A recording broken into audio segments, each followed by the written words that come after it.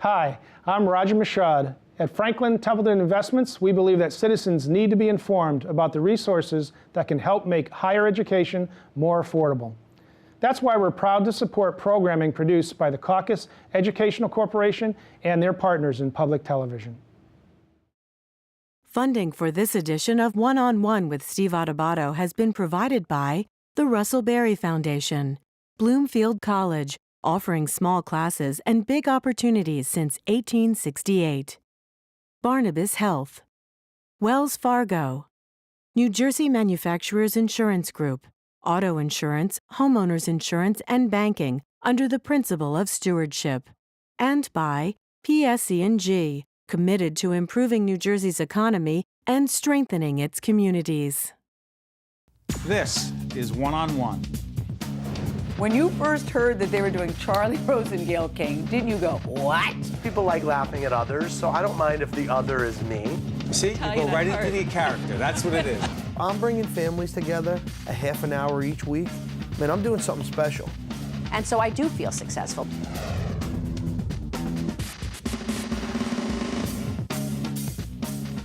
Hi, Steve Adubato here with the senior producer of One-on-One, Jackie Cook. Jackie, we're here at the Casser Theater at Montclair State University.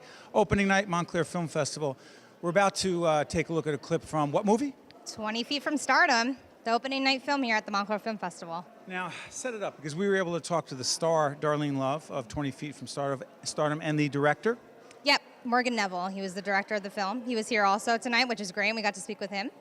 And again, why don't we tell folks, again, this whole film festival, a week plus of 80-plus films, it's exceptional, but the whole idea of opening night, it's got to be very tough. You have to pick a movie that is going to draw people, that's going to pack the place. What makes this movie so special? You know, it's looking into the lives of those people who are the backup singers that make all the greats sound as amazing as they do.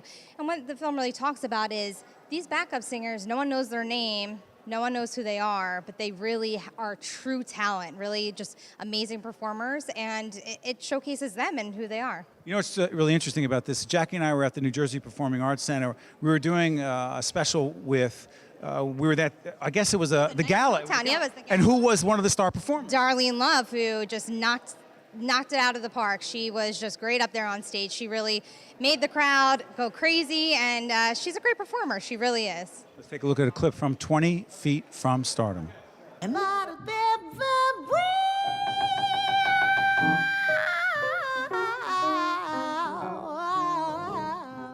Being with Lisa is really inspiring because she's a monster musician. She just doesn't really talk about it. I mean, she's as good as it gets.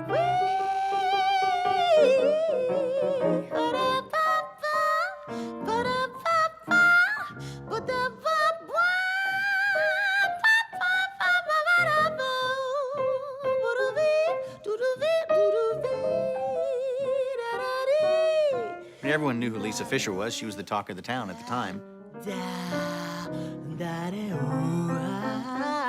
It was strange for me to actually see her standing next to two other singers. It was weird for me. She's an incredible artist that stands in front of that room, in front of everyone, and demands their attention in a really graceful way. I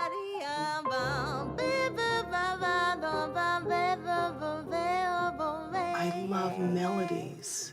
I'm in love with the sound, vibration, and what it does with other people. It's familiar, but it's so special, and you're just... Mary Clayton was always the lead background singer, but she was always a little set apart from that group. Well, I am a sister who can sing. I am a sister who can sing. Oh, but if I die and my soul belongs, nobody's fault but mine.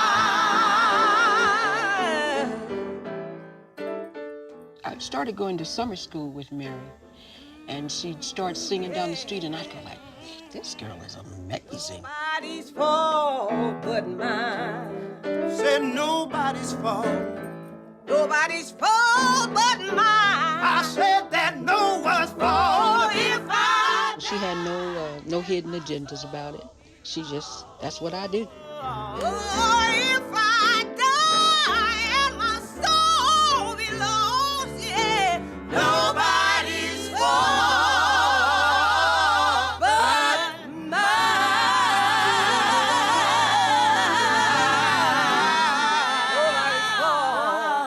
Steve Adubato here at the Castor Theater at Montclair State University. More importantly, this is Darlene Love. She is the star, one of the stars of 20 Feet from Stardom. What is it feeling like? What does it feel like to have everyone here tonight? Your film is the opening film of the Montclair Film Festival. What's it feel like? It's starting to become overwhelming, but it's a good feeling. It's really, really nice to be known for what I started out. It's like going all the way back to where it's been 50 years when I first started. Now it's going all the way back to where I started doing backup. Tell folks where you grew up and how you got into singing. Los Angeles, California, and they might know this gentleman. The first session that I ever had was James Darren for Capitol Records. Is that right? The very first session I ever had. And from there, the Blossoms, who were 3 black ladies, were the first black ladies ever did background. It was always readers. We called them readers. They were white singers. They were white singers, and they read music. We sight read, but we couldn't read music. So that made us like, amazing. You mean to tell me you don't read music and you're doing all of this? And we said no. And what happened after that, we were able to bring other black singers into the business, which the film tells about all of that the Blossoms actually started black singers singing background. Darlene, for a film like this, by the way, I was telling Darlene before we got on the air that my wife and I saw Darlene. She was the main act, let's just say that, with some other terrific people at the New Jersey Performing Arts Center, and you just blew the roof off that place. But I'm asking myself, what must it have been like for you to be a backup singer? And listen, I hate to use that expression from Seinfeld, not that there's anything wrong with that, but to know that you're a main performer, you're the front, and you were what was it like? You know what? It wasn't as bad as it seems, what everybody think maybe it is.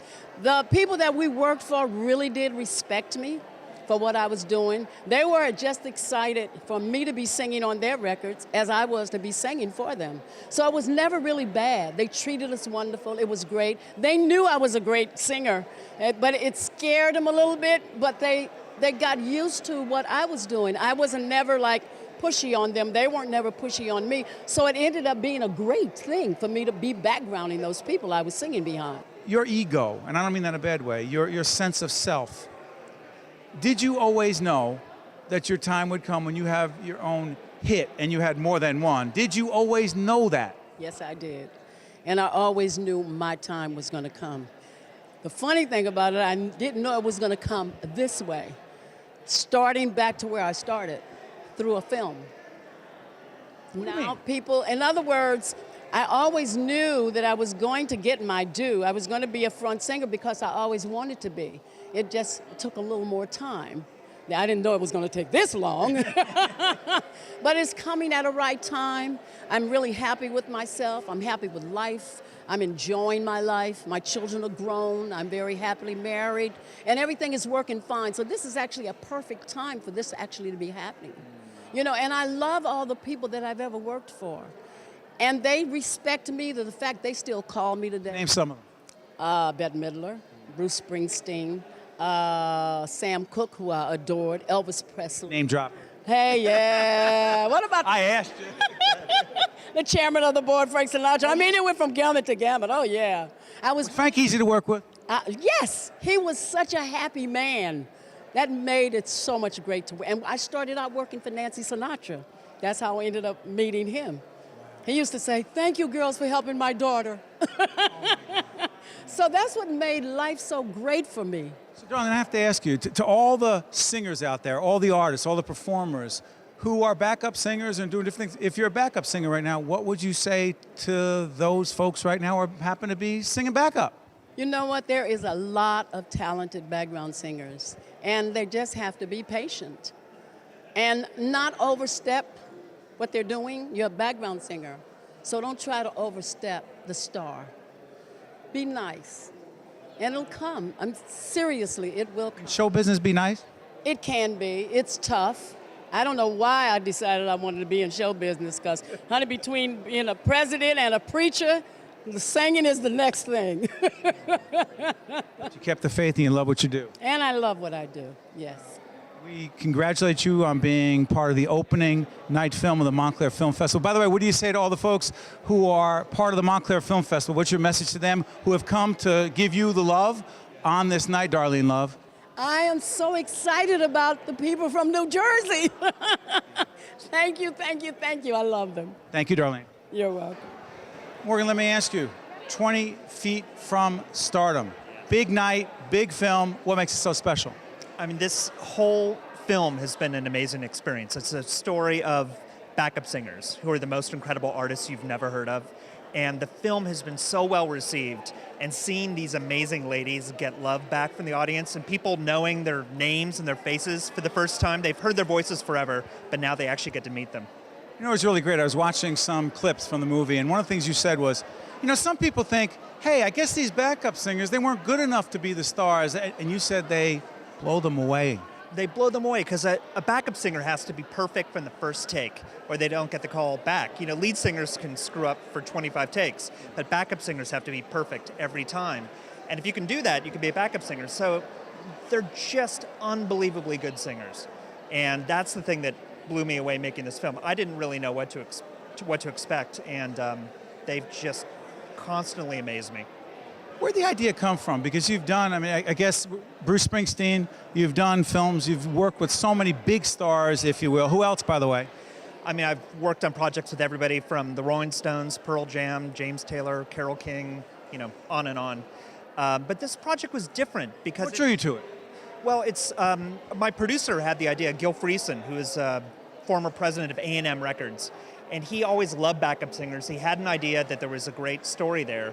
And he and I together went on this journey for 2 years to make this film and figure out what the story was. And once we met these women, we were just charmed by them and their talent. What do you think it has done or will do for these backup singers? Darlene Love, we actually saw her at NJ performing. She was out front. She was the star. We're going to be talking to her in just a bit. By the way, tell folks who she is and why she's so great, and what do you think it does for someone like her? I mean, I think, I always said the difference between a lead singer and a backup singer is a hit. Except in Darlene's case, she had a hit. It just wasn't under... Tell everybody what that was. So she sang He's a Rebel, for one, which was a #1 hit, and sang on a lot of other hits, but she never got credit for it. They came out under other people's names. So for now, I think it's just the moment where people are realizing what she's done before and connecting all the dots and realizing that her voice is all over pop music history. And it's just an incredible moment for her, and I'm so happy to be sharing a little bit of that with her. Morgan has said that even if you may not recognize the names of people, their faces, when you watch the film, when you listen to the music, you said you will recognize their voices. Absolutely. I mean, it's constantly a light bulb goes off and you realize, oh my gosh, you know, they're same person sang on that song, on that song, on that song.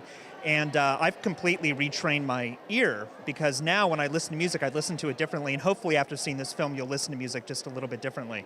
You suddenly hear background vocals singing the hooks of all these songs you've known your entire life. And it's just kind of amazing to realize it's this small group of amazing artists that have lent their voices to all these hits we love. To be the opening night film here at the Montclair Film Festival, for those of us who were here last year, a great film in the Oranges, it was super. But tonight, to be the opening night film, what does it mean to you and your colleagues? I mean, this is an amazing festival. Tom Powers is a great programmer. I've known Tom for a long time, and the fact that he had so much faith in us and our film is really rewarding. So I'm super excited to experience it tonight and to have Darlene Love here tonight. I think she's going to blow the roof off the place. We're here at Montclair State University, Castle Theater. This would not have been possible without the chairman of the Montclair Film Festival, Bob Feinberg. Congratulations. Second annual, huge. It's very exciting. It's great to be here. We were here a year ago for the first festival, and we really had no idea how it would come off. And in fact, it exceeded everyone's expectations. So we're really thrilled to be back for year 2. And when we were here last year, it was a very big deal. Exceeded last year's expectations. Bob, give us a quick synopsis as to the improvements. I shouldn't even say that, but how much bigger this year is from last year. Yeah, we're a day longer. We're I think 7 venues instead of 5. We're 85 films and events instead of 45 films and events last year. So we're growing. We're trying to grow. We're trying to grow smart. We're trying to keep up the excitement, and there's a ton of excitement. We've got some great films, some great people. Michael Moore is back for a second year. He called us. He wanted to come back. Hold on, Michael Moore called the Montclair Film Festival and said, "How do I get back in?" How did I get back in? And this year, instead of Michael Moore being interviewed by Tom Powers, by artistic director, this year Michael is going to be interviewing a number of documentary filmmakers in a program that he's calling Dangerous Docs. So Michael's here. Darlene Love tonight. Talk about tonight real big. This is a big opening night film. Darlene Love tonight for our opening night documentary, 20 Feet from Stardom, the story of the backup singers who are 20 feet from stardom. This is a film that premiered at Sundance this past January, got incredible reviews, opened the Miami Film Festival back in March. The press coming out of the Miami Film Festival, people called it a religious experience. So I think bringing this film here tonight and having the great Darlene Love here is really going to be it's going to be great. We're going to knock the roof off the Castro Theater. And what Bob is not mentioning is that last night, not even the official opening of the film festival at the New Jersey Performing Arts Center, Harry Belafonte, film about him, done by his daughter, a documentary. We had our crew there last night. That was big too. It was great. It was really, we've been trying to find a way to work with NJPAC. We want to grow the festival, another piece of our growth strategy to bring it to other communities outside of Montclair. So you can't get any better than the New Jersey Performing Arts Center, NJPAC. John Schreiber is on our advisory board, a great friend. Head of the pack. Head of the pack. So John helped us bring Sing Your Song, the documentary about Harry Belafonte's life. Harry was there with his daughter, Gina. We did a conversation, Tom Powers did a conversation with him afterwards. The audience was rapt, standing ovation when Harry Belafonte, I mean, he's a legend, he's a living legend. And to have him come to the Montclair Film Festival, come to Newark, to have a conversation was really, gives you goosebumps. It was a great day. Finally, the business part of this.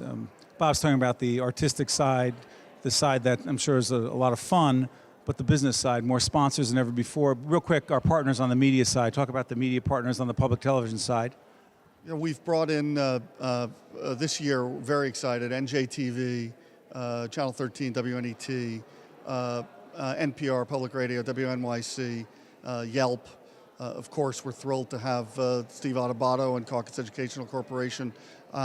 It's really all about spreading the word. A number of our sponsors have come back for year 2. Corporate sponsors. Corporate sponsors. Audi, our signature sponsor, is back. Chubb Insurance Companies, Investors Bank, RBC Wealth Management, Neuberger Berman. These are great stories because these are corporate sponsors that see the value in supporting culture and arts, and frankly saw the value last year here and came back. What a great compliment for us. Raphael and Tom, I cannot believe it. It's the second annual. You guys are here for the first. Now you're official Montclair residents. Talk to us about how good it feels tonight. Opening night. Opening night. No, it's wonderful. It's especially wonderful that we're doing this festival as locals. As you know, we just moved to Montclair, bought a house last December, so we're paying Montclair taxes. Congratulations. Lots of Montclair taxes. Thank you very much. But we're delighted to be part of this community and part of this festival. Tom, we talked to Bob Feinberg, the chairman, who started this whole thing and brought you guys in. What has it been like for you on a personal level? And because you've had so many experiences from across the country doing this kind of work, what has it been like for you coming into this community and joining it and being a part of this extraordinary festival? Well, you know, I work for the Toronto Film Festival. Raphael and I do a festival in Manhattan called Doc NYC. But Montclair is different. I have to say Montclair is a little bit extra special because the people who come to our movies are the people we see every day. You know, I've been doing things in New York City for 8 years showing films. I've never had, you know, the person at the local diner come up and thank me for what I'm doing. We get that in Montclair. You know, this is where our son grows up. This is where, as you say, we pay taxes, and it's more special when it's your home. 80 films. Talk to folks who may not know. I mean, Raphael and Tom came in on the artistic side, and they're involved in so many aspects of this, but when you're picking 80 films, did you know in the beginning that you were going from, was it 50 last year? 50-ish, yeah, right? 45 last year. Did you know that you were going to go up to that, or did you find that many and say that's the number? Well, it's a bit of both. Last year, one of the best problems we had was that things sold out very early. So a week out from the festival. Movie sold out. Yes, movies sold out. There were just no tickets. So it was a great problem to have. And one of the things we promised was that next year, that being this year, we would just have more tickets available. So we've added a day to the festival. We've added a venue. We've added, I think, about 5,000, 6,000 seats. So although things have sold out, there's still plenty of things for people to see at the festival. For first-time filmmakers, I mean, again, you've seen so many folks who have struggled to get their work seen. What do you think it's like? What do you know what it's like for them to have their work seen for the first time? What do you think it feels like for them? Well, you know, both Raphael and I were filmmakers ourselves before we started doing festivals. So we know very much what it's like to show your film before an audience for the first time. It's you know, what you've been doing for, you know, sometimes years. You've been working on this film, and that's the moment you've been waiting for, is for it to connect with an audience. And that's, I think, what gives a film festival so much excitement. A night like this, opening night, here at Montclair State Castle Theater, we're going to be seeing a film about backup singers. I was looking at, I don't even know if I can call it a trailer, but I saw some of the clips, and the director was talking about it.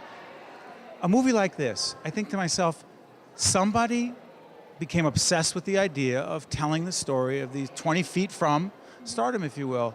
When you see something like that and you're hearing Darlene Love's story told, are you thinking to yourself, we have to go with that? That's the opening night movie. Were you thinking that? This film made so much sense for a number of reasons. It's a feel-good story, as you say. It's a film that a lot of people in this film come from New Jersey, which makes it important for us in Montclair. It's a film that expresses the diversity of Montclair, and people are just going to come out of this theater tonight aglow. I know it. And last night, we were talking to Bob Feinberg about the Harry Belafonte movie as well. What was it like at NJPAC, that reaction? I know you did the interview as well, but you were there? One of us sometimes has to stay home with a 3-year-old child, and unfortunately on Harry Belafonte, that was me. So you know, I was not there. I forgot that you actually have that other part of your life. Our other festival is our 3-year-old toddler. So in addition to our work responsibilities, we keep the small child alive. Could you imagine a film being made about that life at home with your 3-year-old? What was the Harry Belafonte conversation like? That was a really special event. You know, it was a pre-festival event that took place at NJPAC. Tell everyone about the movie. Yeah, Harry Belafonte was there showing a film called Sing Your Song, which people can watch on iTunes or other digital platforms now. Came out 2 years ago. It's a film about his life. What made it extra special yesterday is Harry Belafonte and his daughter Gina Belafonte were there for a conversation afterwards. And, you know, Harry says that he's not an artist who became an activist. He's an activist who is an artist kind of second. And he really talked about all those passions in his life in a very moving way. Finally, before I let you go, Rafaela, what would you say to all the people who are coming here, is becoming packed here at the Castle Theater? There is not going to be a seat to be had. Virtually all the seats are sold out for the festival. Every night, every seat tonight is sold out. What would you say to all the folks in our community in Montclair, but also well beyond the borders of Montclair, who have been so supportive of this festival to make it such a huge success, where everyone wants to know, how are you doing it? What would you say to those folks? Well, I'd say how we're doing it is with all of you. Pretty much everyone watching this, everyone in this building. We've had such incredible community support. Our volunteers since last year have doubled. It's really, how many? Last year we had 250, now we're almost at 600. So it's really, we can't take the credit. We just happen to work with amazing people, from the volunteers to the board to the staff. And you know, I have to say something else that resonates about tonight's film, 20 Feet from Stardom. Tonight's film is about backup singers. It's about the people who sometimes go overlooked. But it's a film that shows it takes many voices to make beautiful music. And that's true of a film festival too. It takes volunteers, donors, sponsors, audiences, our great staff.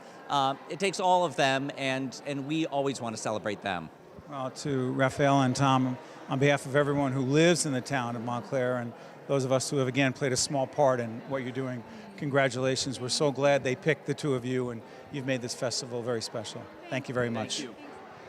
What's really great about a night like this is, after the audience fell in love with 20 Feet from Stardom and Darlene Love, she surprised the audience. She thrilled the audience by actually getting up on stage, not acting, not being in the film itself, but doing what she loves best, what the audience really wanted to see and hear.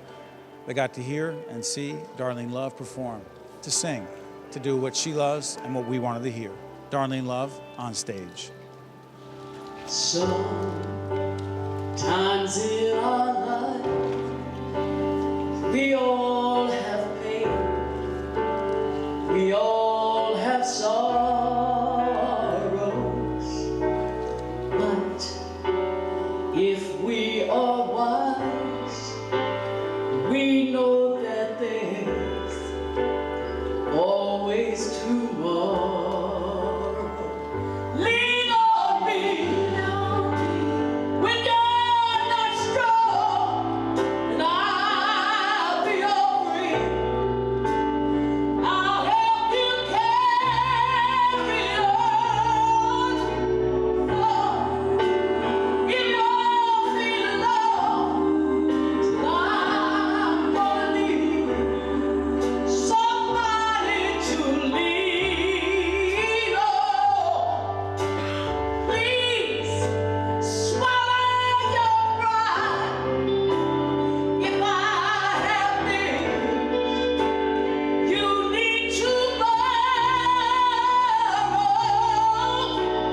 for no one can give those of your needs if you just ask them. You just call on me, brother, when you need a hand. We all need somebody to lean on. I just might have a problem that you'll understand. We all need somebody to lean on. The preceding program has been a production of the Caucus Educational Corporation, celebrating over 25 years of broadcast excellence, and the Montclair Film Festival. 13 for WNET and NJTV. Funding for this edition of One-on-One with Steve Adubato has been provided by the Russell Berry Foundation, Bloomfield College, offering small classes and big opportunities since 1868, Barnabas Health, Wells Fargo, New Jersey Manufacturers Insurance Group, auto insurance, homeowners insurance, and banking under the principle of stewardship, and by PSE&G, committed to improving New Jersey's economy and strengthening its communities. Promotional support provided by The Record, North Jersey's trusted source, and NorthJersey.com, and the Star Ledger and NJ.com, Everything Jersey. Transportation provided by Airbrook Limousine, serving the metropolitan New York, New Jersey area. One-on-One with Steve Adubato has been produced in partnership with St. Joseph's Healthcare System.